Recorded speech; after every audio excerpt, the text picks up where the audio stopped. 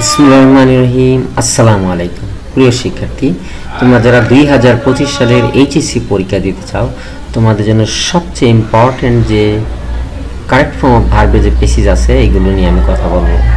সবচেয়ে important passage, English is the most widely, এই কথাগুলো দিয়ে শুরু হয়েছে যে প্যাসেজটা, এটা রাজুক কলেজে এসেছে। এই প্যাসেজটা অনেক ইম্পর্টেন্ট কারেক্ট ফর্ম অফ ভার্বের জন্য।